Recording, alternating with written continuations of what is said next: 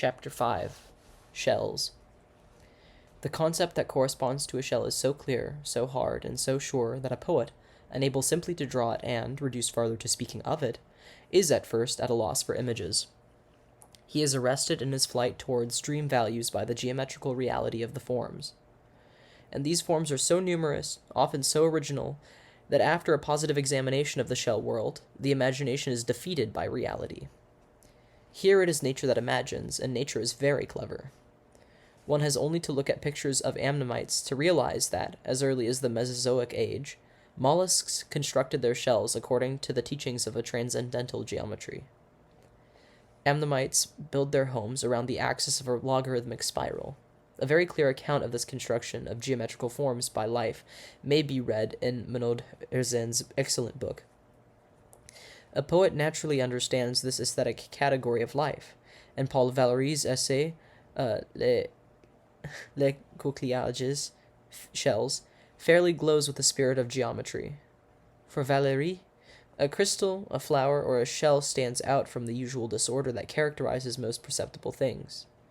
They are privileged forms that are more intelligible for the eye, even though more mysterious for the mind, than all the others we see indistinctly. For this poet, whose thinking was essentially Cartesian, a shell seems to have been a truth of well-solidified animal geometry, and therefore clear and distinct. The created object itself is highly intelligible, and it is the formation, not the form, that remains mysterious. As to the form it would eventually assume, a vital decision governed the initial choice that involved knowing whether the shell would coil to the left or to the right. This original vortex has provoked endless commentary. Actually, however, life begins less by reaching upward than by turning upon itself. But what a marvelously insidious, subtle image of a life-coiling vital principle would be. And how many dreams the leftward-oriented shell, or one that did not conform to the rotation of its species, would inspire. Paul Valéry lingered long over the ideal of a modeled or carved object that would justify its absolute value by the beauty and solidity of its geometrical form, while remaining unconcerned with the simple matter of protecting its substance. In this case, the mollusk's motto would be, one must live to build one's house, and not build one's house to live in. However, in a second stage of his meditation, Valéry becomes aware of the fact that a shell carved by a man would be obtained from the outside through a series of innumerable acts that would bear the mark of touched-up beauty, whereas the mollusk exudes its shell. It lets the building material seep through, distill its marvelous covering as needed. And when the seeping starts, the house is already completed. In this way, Valéry returns to the mystery of form-giving life, the mystery of slow, continuous formation. But this reference to slow formation is only one stage of his meditation, and his book is an introduction to a museum of forms. The collection is illustrated with watercolors by Paul A. Robert, who, before he started to paint, had prepared the object by polishing all the valves. This delicate polishing laid bare the roots of the colors, which made it possible to participate in a will to color, in the very history of coloration. And at this point, the house turns out to be so beautiful, so deeply beautiful, that it would be sacrilege even to dream of living in it. Section 2. A phenomenologist who wants to experience the images of the function of inhabiting must not be subject to the charms of external beauty. For generally, beauty exteriorizes and disturbs intimate meditation. Nor can a phenomenologist follow for long the conchologist, whose duty it is to classify the immense variety of shells, and who is looking for diversity. However, a phenomenologist could learn a lot from a conchologist, if the latter were to share with him his own original amazement. For here, too, as with nests, enduring interest should begin with the original amazement of a naive observer. It is possible for a creature to remain alive inside this piece of stone. Amazement of this kind is rarely felt twice. Life quickly wears it down. And besides, for one living shell, how many dead ones there are. For one inhabited shell, how many there are empty. But an empty shell, like an empty nest, invites daydreams of refuge. No doubt we over-refine our daydreams when we follow such simple images as these, but it is my belief that a phenomenologist should go in the direction of maximum simplicity. And therefore I believe that it is worthwhile proposing a phenomenology of the inhabited shell. Section 3. The surest sign of wonder is exaggeration. And since the inhabitant of a shell can amaze us, the imagination will soon make amazing creatures, more amazing than reality, issue from the shell.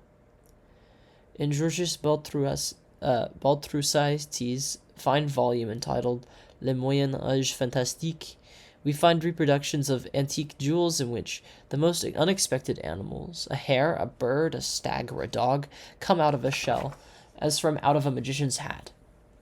This comparison with the magician's hat will be quite useless to anyone who takes up his position in the very center where images develop.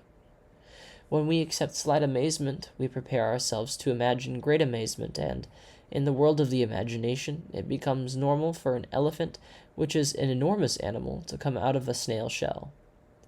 It would be exceptional, however, if we were to ask him to go back into it. In a later chapter, I shall have an opportunity to show that, in the imagination, to go in and come out are never symmetrical images. Large, free animals escape mysteriously from some small object, writes Baltrusites. And he adds, Aphrodite was born in these conditions. Beauty and magnitude cause spores to swell. As I shall show later, one of the powers of attraction of smallness lies in the fact that large things can issue from small ones. Everything about a creature that comes out of a shell is dialectical, and since it does not come out entirely, the part that comes out contradicts the part that remains inside. The creature's rear parts remain imprisoned in the solid geometrical forms, but life is in such haste when it comes out that it does not always take on a designated form, such as that of a young hare or a camel. Certain engravings show strangely mixed creatures, as in the case of the snail shown in this work by Baltrusites, with a small bearded human head and hare's ears, wearing a bishop's mitre, and with 4 animal feet. The shell is a witch's cauldron in which bestiality is brewing. According to Baltrusites, les rires de Marguerite de Béjot are full of grotesque figures of this kind. Several of them have discarded their shells and remained coiled in the form of the shell. Heads of dogs, wolves, and birds, as well as human heads, are attached directly to mollusks. And so, unbridled, bestial daydream produces a diagram for a shortened version of animal evolution. In other words, in order to achieve grotesqueness, it suffices to abridge an evolution. And the fact is that a creature that comes out of its shell suggests daydreams of a mixed creature that is not only half fish, half flesh, but also half dead, half alive, and, in extreme cases, half stone, half man. This is just the opposite of the daydream that petrifies us with fear. Man is born of stone. If in C.G. Jung's book, Psychologie und Alchemie, we examine closely the figures shown on page 86, we see Melusines, not the romantic Melusines that spring from the water of lakes, but the Melusines that are the symbols of alchemy, who help us to formulate dreams of the stone from which the principles of life are said to come. Melusine actually comes forth from her scaly, gravelly tail, which reaches back into the distant past and is slightly spiraled. We have not the impression that this inferior being has retained its energy. The tail shell does not eject its inhabitant. It is rather a matter of an inferior form of life having been reduced to nothing by a superior one. Here, as elsewhere, life is energetic at its summit, and this summit acquires dynamism in the finished symbol of the human being, for all dreamers of animal evolution have man in mind. In these drawings of alchemical Melusines, the human form issues from a poor, frayed form, to which the artist has devoted little care. But inertness does not incite to daydreaming, and the shell is a covering that will be abandoned. The forces of egress are such, the forces of production and birth are so alive, that 2 human beings, both wearing diadems, may be seen half emerged from the formless shell, in figure 11 of Jung's book. This is the Doppelkopfige. Let's give that another try. This is the Doppelkopfki, the two-headed Melusine. All of these examples furnish us with phenomenological documents for a phenomenology of the verb to emerge, and they are all the more purely phenomenological in that they correspond to invented types of emergence. In this case, the animal is merely a pretext for multiplying the images of emerging. Man lives by images. Like all important verbs, to emerge from would demand considerable research, in the course of which, beside concrete examples, one would collect the hardly perceptible movements of certain abstractions. We sense little or no more action in grammatical derivations, deductions, or inductions. Even verbs become congealed as if they were nouns. Only images can set verbs in motion again. Section 4. On the shell theme, in addition to the dialectics of small and large, the imagination is stimulated by the dialectics of creatures that are free and others that are in fetters, and what we cannot expect from those that are unfettered. To be sure, in real life, a mollusk emerges from its shell indolently, so if we were studying the actual phenomena of snail behavior, this behavior would yield to observations with no difficulty. If, however, we were able to recapture absolute naivete in our observation itself, that is, really to re-experience our initial observation, we should give fresh impetus to the complex of fear and curiosity that accompanies all initial action on the world. We want to see, and yet we are afraid to see. This is the perceptible threshold of all knowledge, the threshold upon which interest wavers, falters, then returns. The example at hand for the purpose of indicating the fear and curiosity complex is not a sizable one.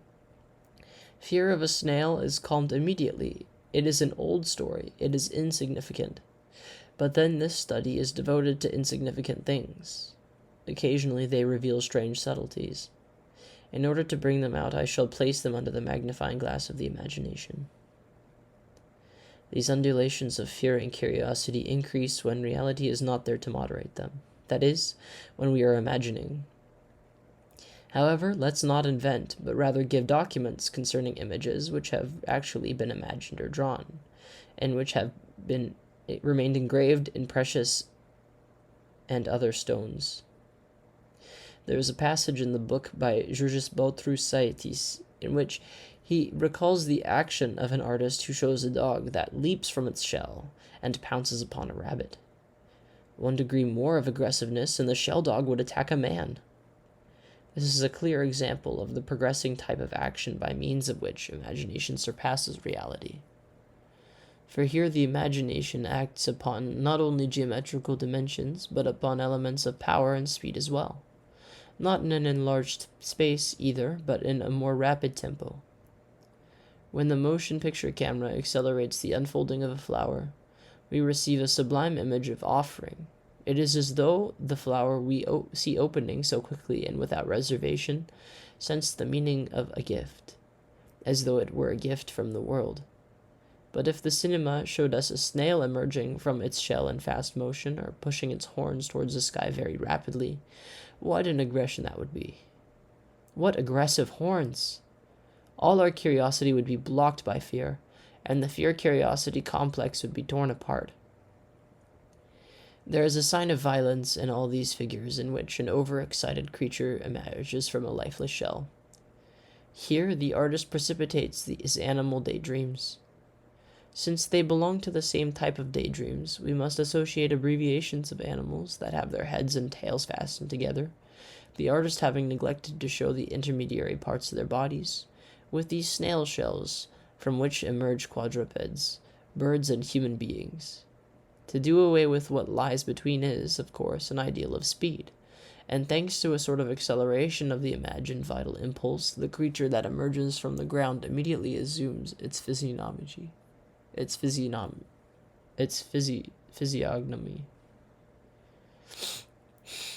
But the obvious dynamism of these extravagant figures lies in the fact that they come alive in the dialectics of what is hidden and what is manifest. A creature that hides and withdraws into its shell is preparing a way out. This is true of the entire scale of metaphors, from the resurrection of a man in his grave to the sudden outburst of one who has long been silent.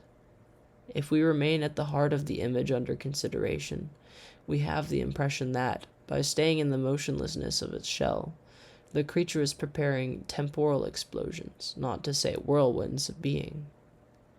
The most dynamic escapes take place in cases of repressed being, and not in the flabby laziness of the lazy creature whose only desire is to go and be lazy elsewhere. If we experience the imaginary paradox of a vigorous mollusk, the engravings in the question give us an excellent depictions of them. We attain to the most decisive type of aggressiveness, which is postponed aggressiveness that bides its time. Wolves in shells are crueler than stray ones. Section 5. By adhering to a method which seems to me decisive in phenomenology of images, and which consists of designating the image as an excess of the imagination, I have accentuated the dialectics of large and small, hidden and manifest, placid and aggressive, flabby and vigorous. I have also followed the imagination to a point well beyond reality in its task of enlargement, for in order to surpass, one must first enlarge. We have seen how freely the imagination acts upon space, time, and elements of power. But the action of the imagination is not limited to the level of images.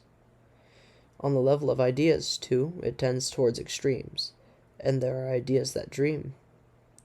For instance, certain theories which were once thought to be scientific are, in reality, vast, boundless daydreams. I should like to give an example of a dream idea of this type, which takes the shell as the clearest proof of life's ability to constitute forms. According to this theory, which was propounded in the 18th century by J.B. Robinet, everything that has form has a shell, ontogynous, and life's principal effort is to make shells. It is my opinion that at the center of Robinet's immense evolutionary table, there was a vast dream of shells. Indeed, the title alone of one of his books, Les philosophiques de la gradation naturelle des formes de l'être, ou les essays de la nature qui apprennent à faire l'homme, philosophical views on the nature gradation of forms of existence, or the attempts made by nature while learning to create humanity, Amsterdam, 1768, describes the orientation of his thinking.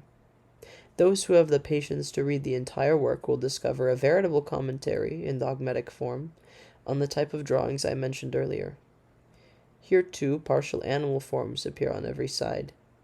Fossils for Robinet are bits of life, rough casts of separate organs, which will find their coherent life at the summit of an evolution that is preparing their way for man. We might say that the inside of a man's body is an assemblage of shells. Each organ has its own causality that has already been tried out during the long centuries when nature was teaching herself to make man with one shell or another. The function constructs its form from old models, and life, although only partial, constructs its abode the way that shellfish constructs its shell. If one can succeed in reliving this partial life in the precision of a life that endows itself with a form, the being that possesses form dominates thousands of years. For every form retains life, and a fossil is not merely a being that once lived, but one that is still alive, asleep in its form. The shell is the most obvious example of a universal shell-oriented life. All of this is firmly stated by Robinet. I am persuaded that fossils are alive, he writes, if not from the standpoint of an exterior form of life, for the reason that they lack perhaps certain limbs and senses. I should hesitate to assert this, however, at least from that of an interior, hidden form of life, which is very real of its kind, even though quite inferior to that of a sleeping animal or a plant. But far be it from me to deny the organs necessary to their functioning, the functioning of their vital economy. And whatever their form, I consider it as a progress towards the form of their analogues in the vegetable world, among insects, large animals, and lastly, among men.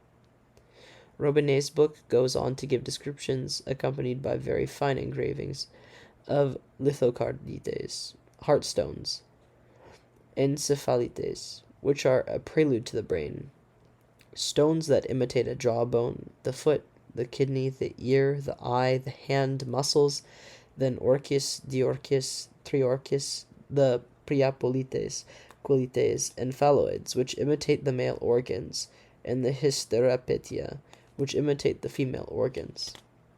It would be a mistake to see nothing in this but a reference to language habits that name new objects by comparing them with other commonplace ones. Here names think and dream. The imagination is active. Lithocardites are heart shells, rough draughts of a heart that one day will beat. Robinet's mineralogical collections are anatomical parts of what man will be when nature learns to make him. A critical mind will object that our 18th century naturalist was a victim to his imagination. A phenomenologist, however, who avoids all criticism on principle, cannot fail to recognize that in the very extravagance of the being given to words, in the extravagance of his images, is manifested a profound daydream. On all occasions Robinet thinks of form, from the inside out. For him, life originates forms, and it is perfectly natural that life, which is the cause of forms, should create living forms. Once again, for such daydreams as these, form is the habitat of life. Shells, like fossils, are so many attempts on the part of nature to prepare forms of the different parts of the human body. They are bits of man and bits of woman. In fact, Robinet gives a description of the concavvenus that represents a woman's vulva. A psychoanalyst would not fail to see a sexual obsession in these designations and descriptions that enter into such detail.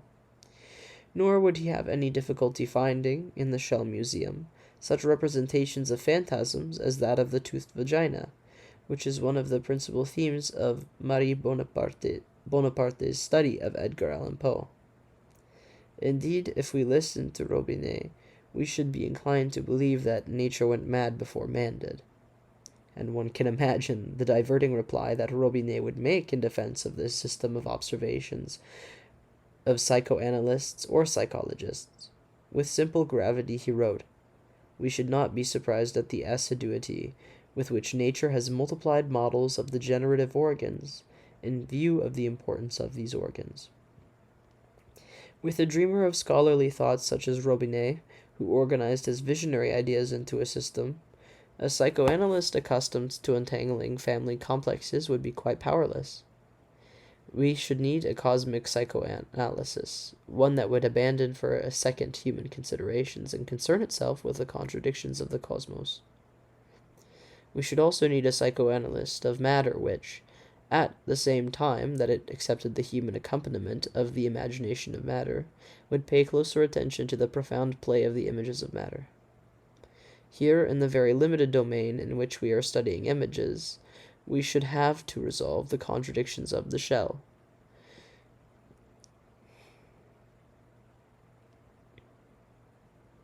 Which at times is so rough outside and so soft, so pearly in its intimacy. How is it possible to obtain this polish by means of friction with a creature that is so soft and flabby? And doesn't the finger that dreams as it strokes the intimate mother-of-pearl surface surpass our all too human dreams? The simplest things are sometimes psychologically complex. But if we were to allow ourselves to indulge in all the daydreams of inhabited stone, there would be no end to it. Curiously enough, these daydreams are at once long and brief. It is possible to go on with them forever, and yet reflection can end them with a single word.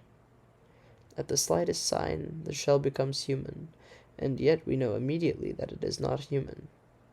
With a shell, the viable inhabiting impulse comes to a close too quickly. Nature obtains too quickly the security of a shut-in life. But a dreamer is unable to believe that the work is finished when the walls are built, and thus it is that shell-constructing dreams give life and action to highly geometrically associated molecules. For these dreams, the shell, in the very tissue of its matter, is alive. Proof of this may be found in a great natural legend. Section 6. A Jesuit priest, Father Kircher, once asserted that on the coast of Sicily, the shells of shellfish, after being ground to powder, come to life again and start reproducing if this powder is sprinkled with salt water. The Abbé de Valmont cites this fable as a parallel to that of the phoenix that rises from its ashes. Here, then, is a water phoenix. However, the Abbé de Valmont gives little credence to the fable of either one of these phoenixes. But for me, whose outlook is governed by the imagination, there can be but one conclusion. Both phoenixes were products of the imagination. These are facts of the imagination, the very positive facts of the imaginary world. Moreover, these facts of the imagination are related to allegories of very ancient origin. Georges Baltrusitis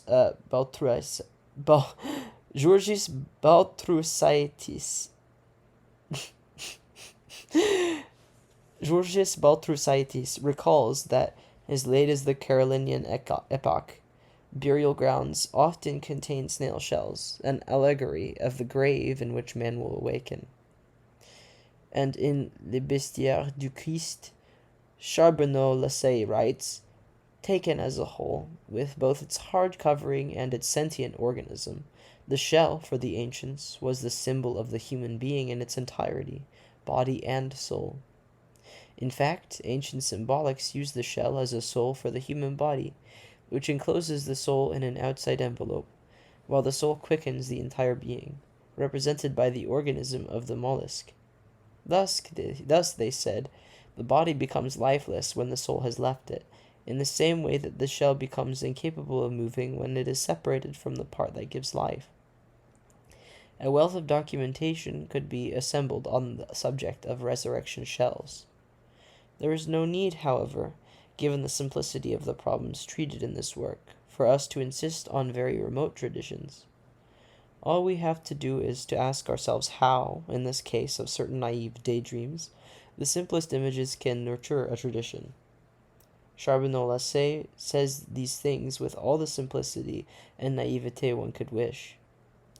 After quoting the book of Job with its invincible hope of resurrection, he adds, how did it happen that the quiet, earthbound snail should have been chosen to symbolize this ardent, invincible hope?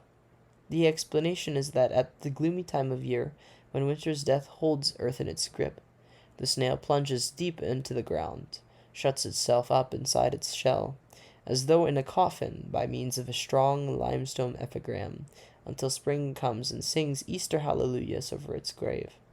Then it tears down its walls and reappears in broad daylight, full of life. I shall ask readers who may be inclined to smile at such enthusiasm to try and imagine the amazement of the archaeologist who discovered in a grave at the Indre de Loire department a coffin that contained nearly 300 snail shells placed about a skeleton from feet to waistline. Such a contact with a belief places us at the origin of all beliefs. A lost symbolism begins to collect dreams again. All the proofs that we oblige to present one after the other of capacity for renewal, of resurrection or reawakening of being must be taken as coalescence of reveries.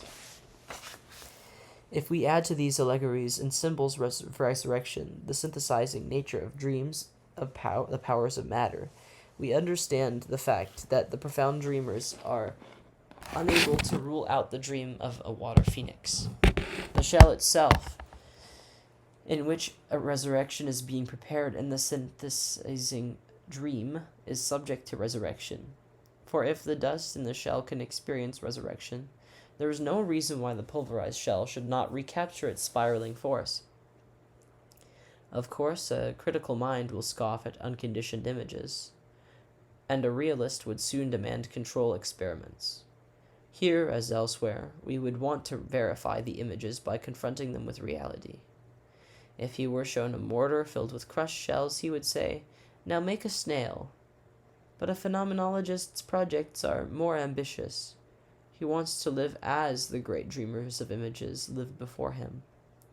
And since I have underlined certain words, I shall ask the reader to note that the word as is stronger than the word like, which, as it happens, would emit a phenomenological nuance.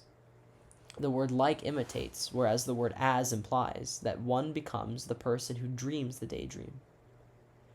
And so we shall never collect enough daydreams if we want to understand phenomenologically how a snail makes its house, how this flabbiest of creatures constitutes such a hard shell, how in this creature that is entirely shut in, the great cosmic rhythm of winter and spring vibrates nonetheless. And from the psychological standpoint, this is not a vain problem. It arises automatically, in fact, as soon as we return to the thing itself, as phenomenologists put it, as soon as we start to dream of a house that grows in proportion to the growth of the body that inhabits it. How can this little snail grow in its stone prism? This is a natural question which can be asked quite naturally. I should prefer not to ask it, however, because it takes me back to the questions of my childhood. But for the Abbé de Valmont, it is a question that remains unanswered, and he adds, when it is a matter of nature, we rarely find ourselves on familiar ground. At every step there is something that humiliates and mortifies proud minds. In other words, a snail's shell, this house that grows with its intimate, it is one of the marvels of the universe. This house that grows with its inmate is one of the marvels of the universe. And the Abbé de Valmont concludes that, in general, shells are sublime subjects of contemplation for the mind. Section 7.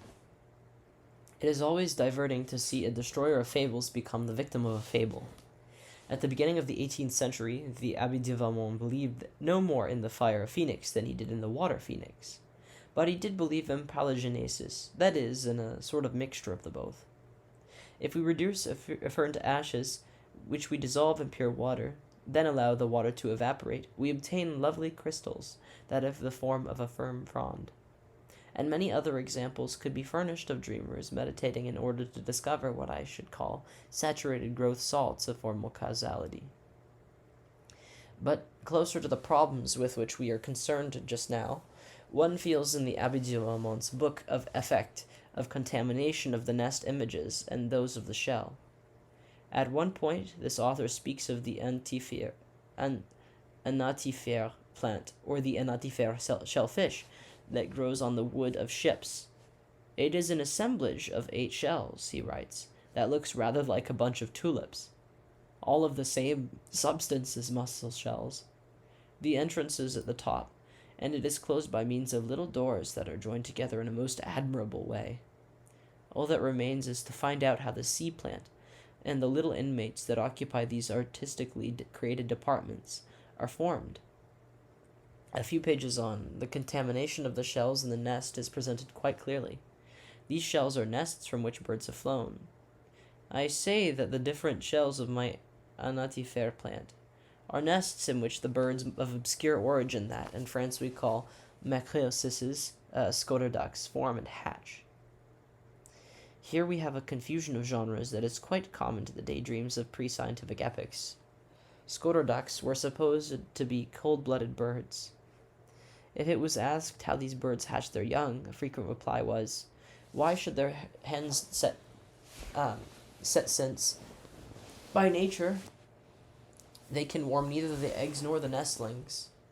The Abbé de Valmont adds that a group of theologians assembled at the Sorbonne decided that they could withdraw scoter ducks from the bird category and put them into the fish category. This being the case, they can be eaten in Lent.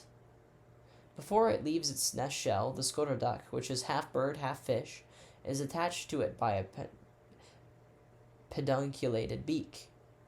Thus, a learned dream collects legendary hyphens.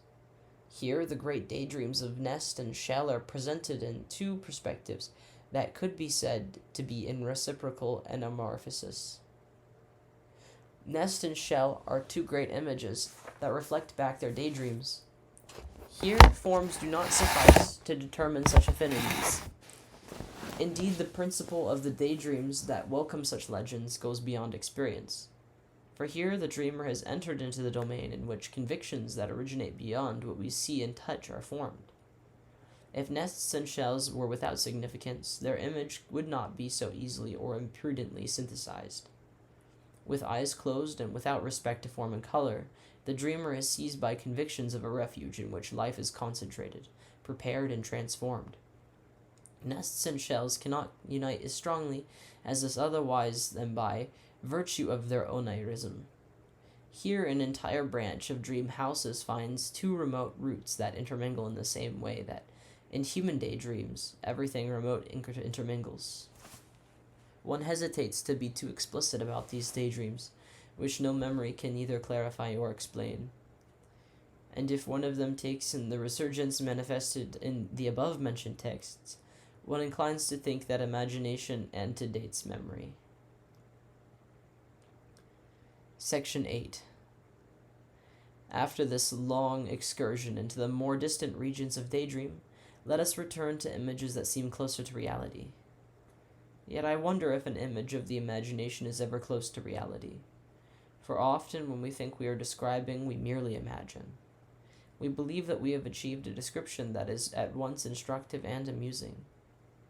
This false genre overlies an entire literature, as, for instance, in a certain 18th century volume that purports to be a textbook for the instruction of a young knight, and in which we find the following description of an open mussel attached to a pebble. With its cords and stakes, it could be mistaken for a tent.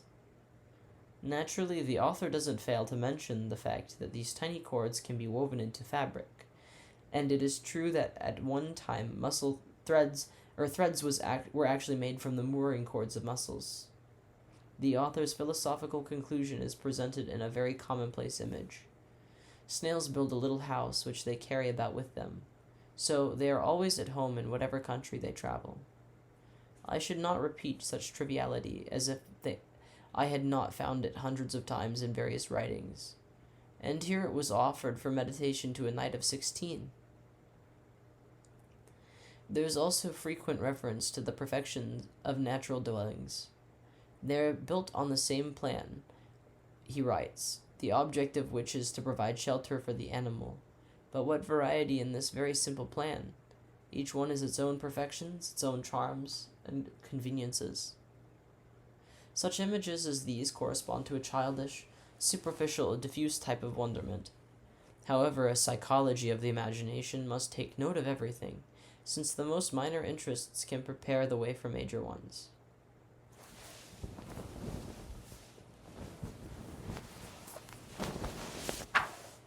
There also comes a time when one rejects images that are too naive, and disdains those that have become too hackneyed.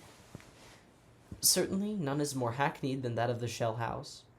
It is too simple to be elaborated felicitously, and too old to be rejuvenated. It says what it has to say in a single word, but the fact remains that it is a primal image as well as an indestructible one. It belongs in the indestructible emporium that deals in cast-offs of the human imagination. Folklore is filled with ditties inviting the snail to show its horns. Children love to tease it with a blade of grass to make it go back into its shell, and the most unexpected comparisons have been made to explain this retreat.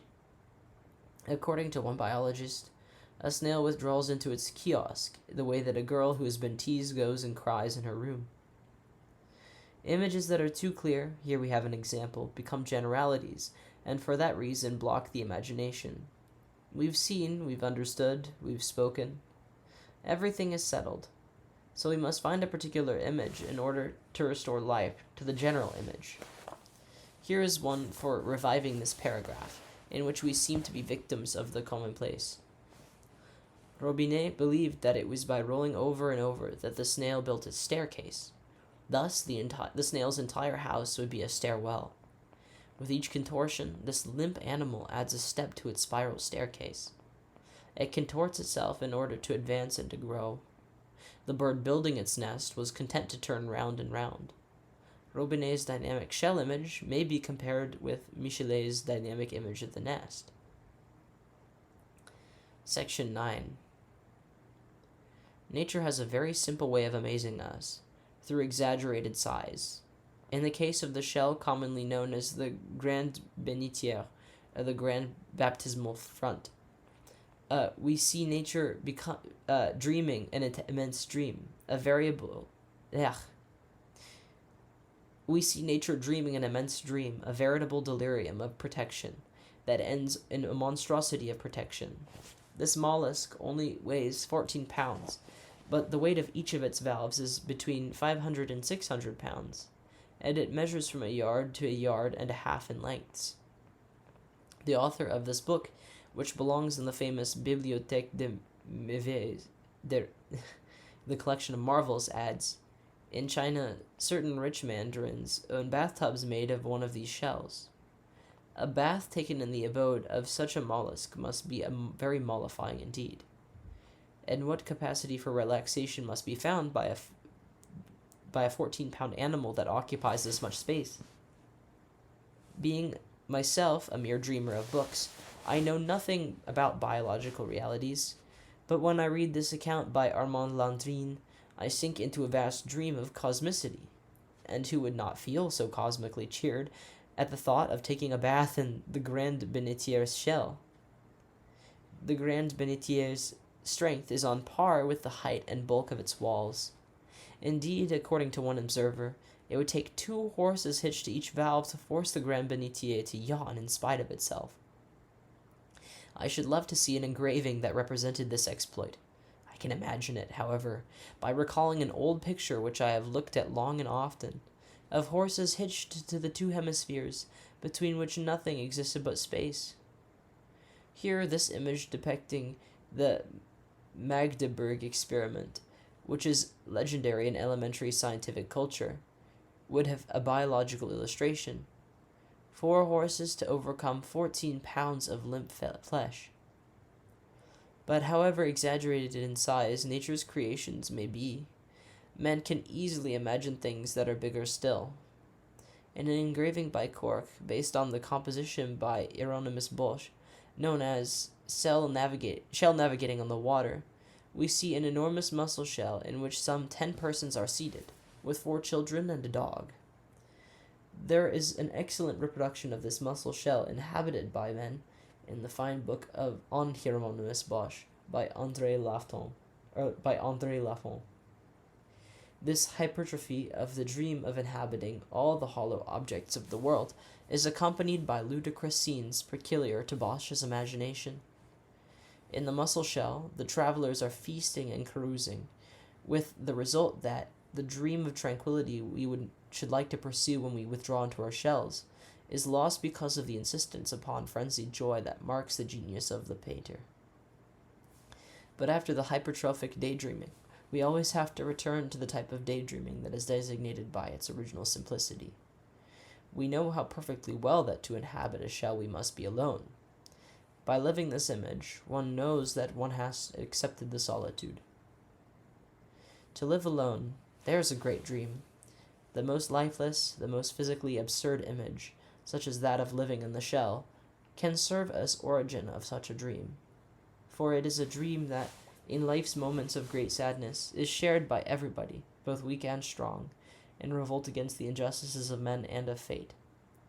As, for instance, Salavine, a weak, sad creature, who takes comfort in his narrow room precisely because it is narrow and permits him to say, "What would I do if I hadn't this little room, this room that is as deep and secret as the shell? Ah, snails don't realize their good fortune." At times, the image is very unobtrusive, hardly perceptible, but it is effective nonetheless. It expresses the isolation of the human being withdrawn into himself.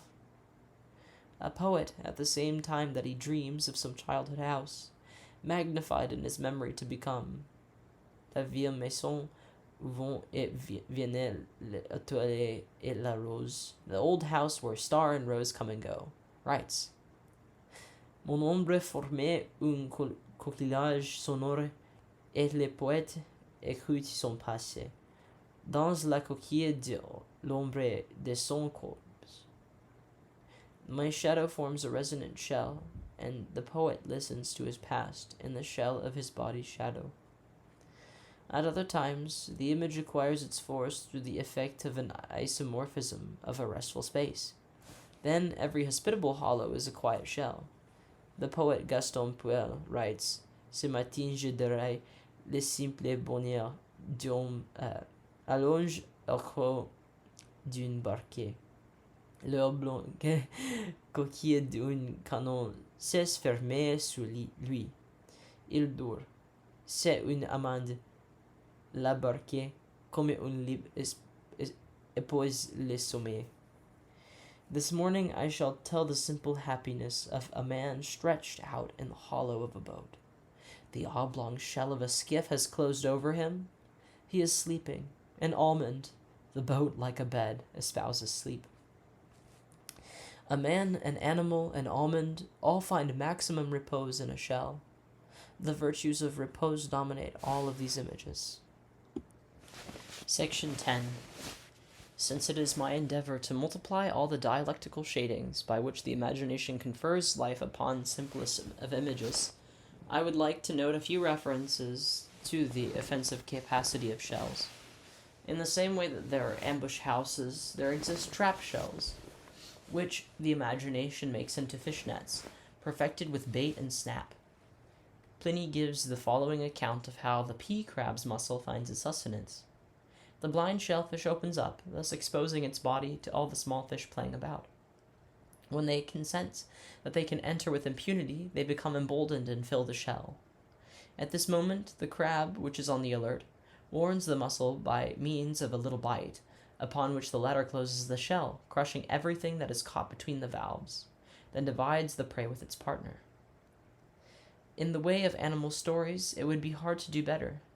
To avoid multiplying examples, therefore, I shall repeat the same fable, since it is borne out by another great name.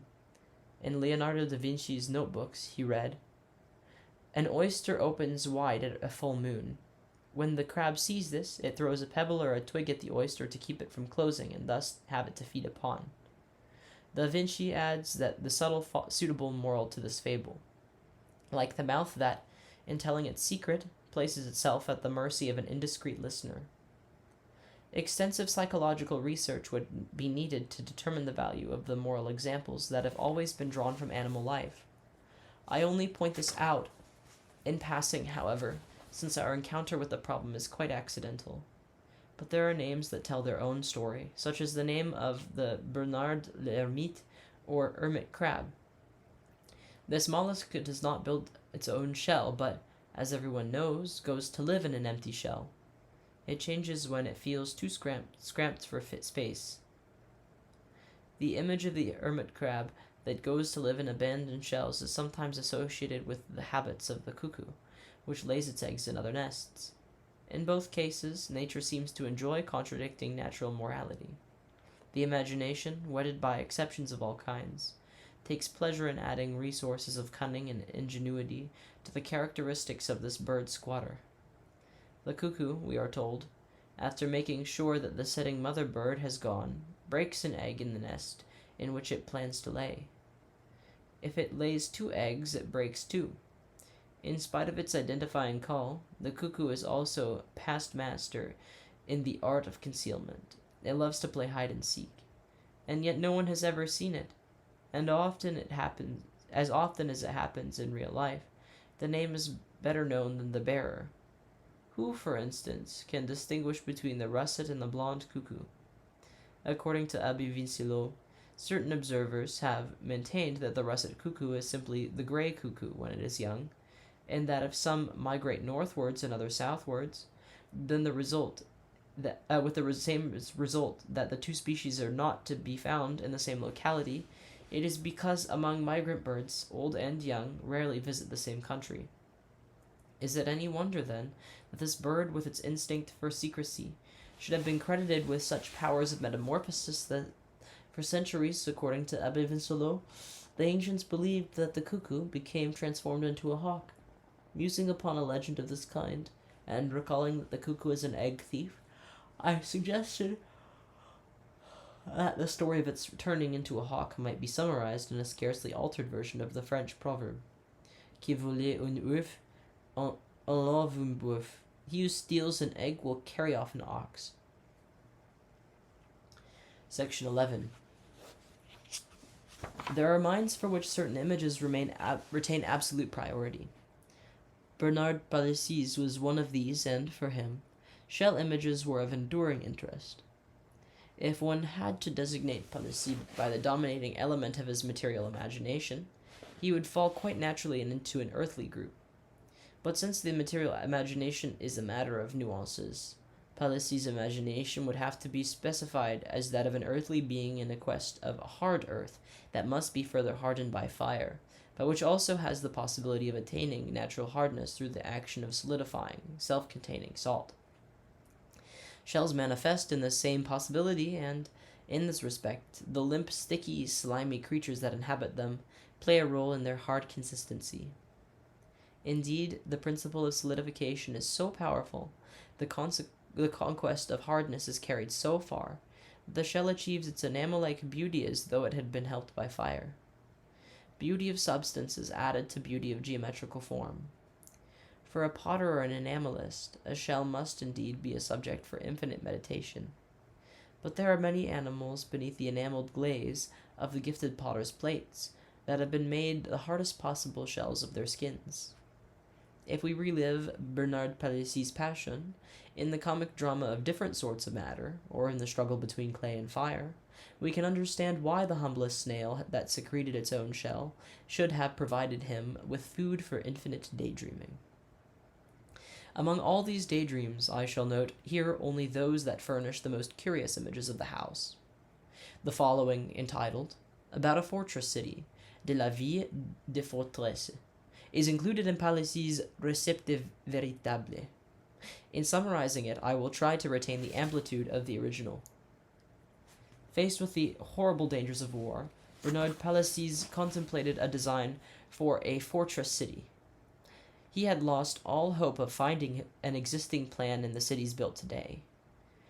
Vitruvius himself could not be of no help in the century of the cannon, so he journeyed through the forests, mountains, and valleys to see if he could find some industrious animal that had built some industrious houses. After inquiring everywhere, Palissy began to muse about a young slug that was building its house and fortress with its own saliva. Indeed, he passed several months dreaming of a construction from within, and most of his leisure time was spent walking beside the sea, where he saw such a variety of houses and fortresses which certain little fishes had made from their own liquor and saliva that, from now on, I began to think that here was something that might be applied to my own project. The battles and acts of brigandry that take the place in the sea begin... The battles and acts of brigandry that take place in the sea being on a larger scale than those take place on land, God had conferred upon each one the diligence and skill needed to build a house that had been surveyed and constructed by means of such geometry and architecture, that Solomon in all his wisdom could never have made anything like it. With regard to spiraled shells, he wrote that this shape was not at all from mere beauty. There's much more to it than that. You must understand that there are several fish with most sharply pointed beaks, that they would devour the most of the above-mentioned fish if the latter's abodes were in a straight line. But when they are attacked by their enemies on the threshold, just as they are about to draw inside, they twist and turn in a spiral line, and, in this way, the foe can do them no harm. Meanwhile, someone brought Palissy 2 large shells from Guinea, a murex and a whelk. The murex, being the weaker, must be the best defended, according to Palissy's philosophy. As a matter of fact, the shell having a number of rather large points around the edges, I decided that these horns had been put there for a purpose, which was for the defense of the fortress. It had seemed necessary to give all these preliminary details, because they show that Palissy was looking for natural inspiration. He sought nothing better for constructing his fortress city than to take the fortress of the above-mentioned murex as an example. With this idea in mind, he started work on his plan.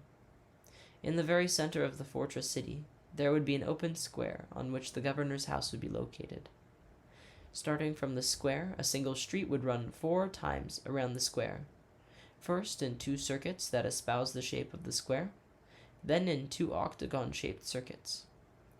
All doors and windows in this quadruple winding street were to give on to the inside of the fortress, so that the backs of the houses would constitute one continuous wall. The last of the house walls was to back up against the city walls, which thus would form a gigantic snail. Bernard Palissy enlarged at length on the advantages of this natural fortress, even if part of it fell to the enemy. There would always remain a possibility of retreat.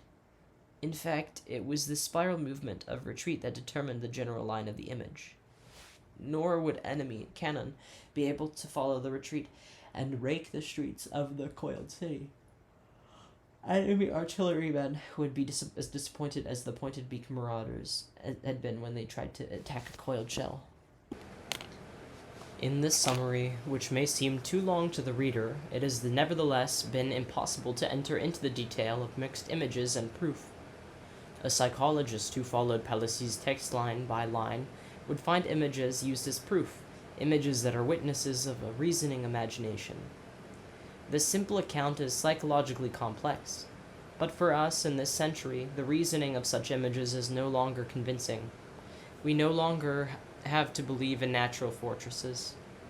And when military men build hedgehog defenses, they know that they are not in the domain of the image, but in that of simple metaphor.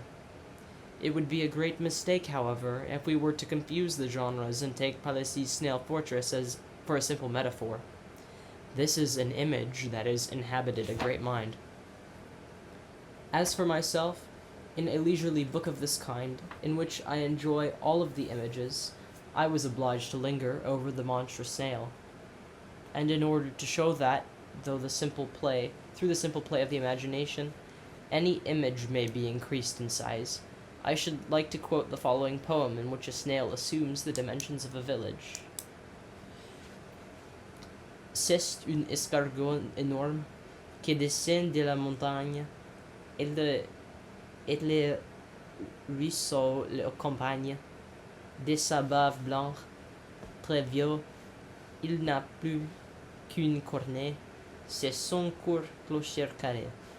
It's a giant snail descending the mountain, with at its side the brook's white foam, very old, only one horn left, which is its short, square belfry.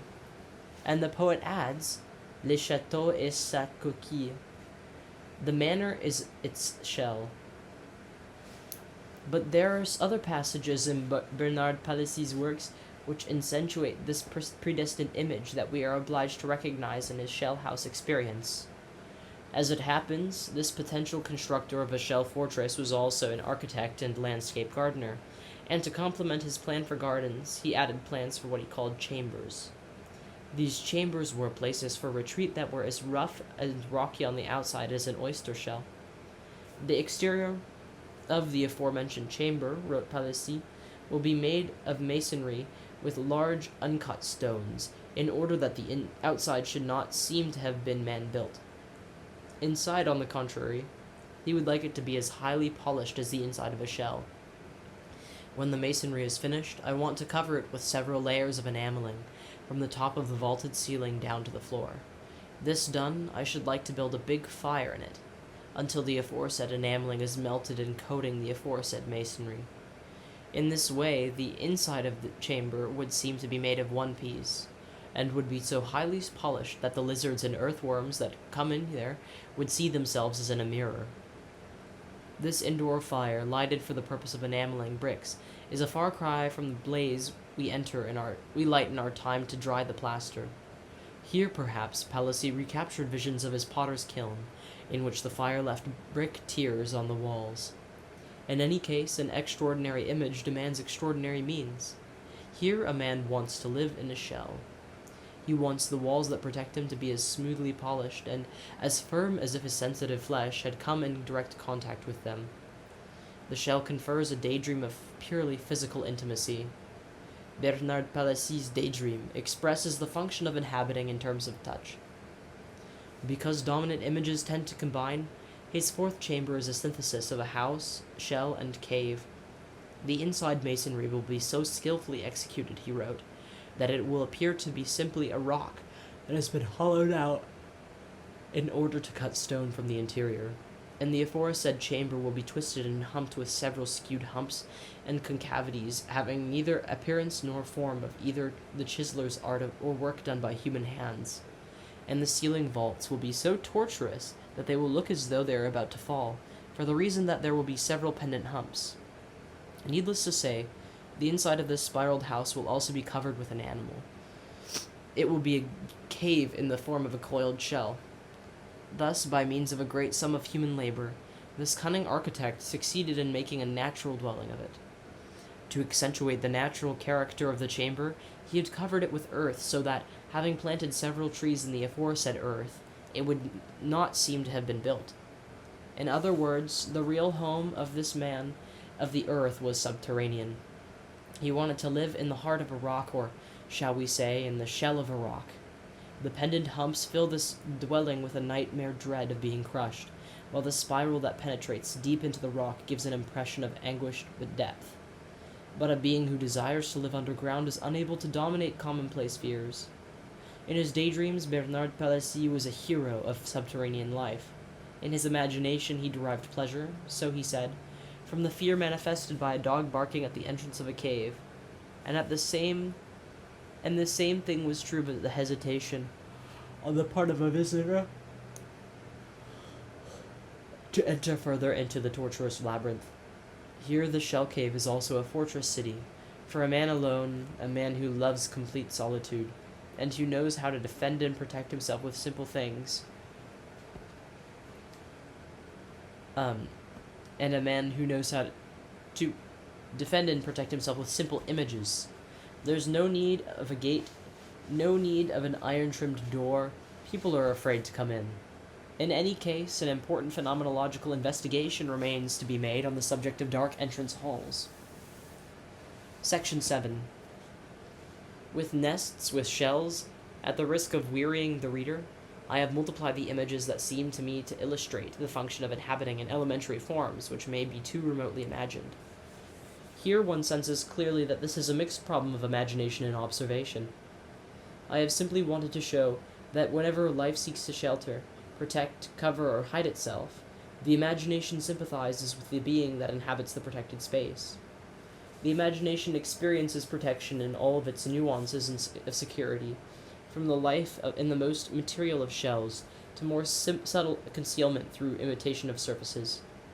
As the poet Noël Arnaud expresses it, being seeks dissimulation in similarity.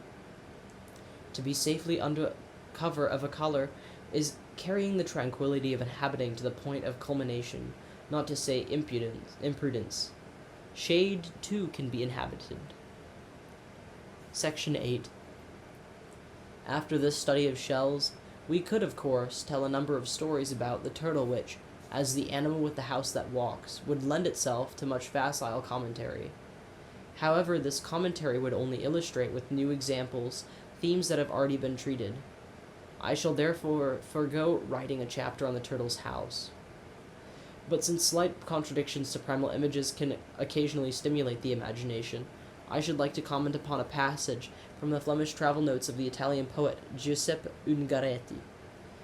At the home of the poet Franz Helenes, only poets possess such treasures.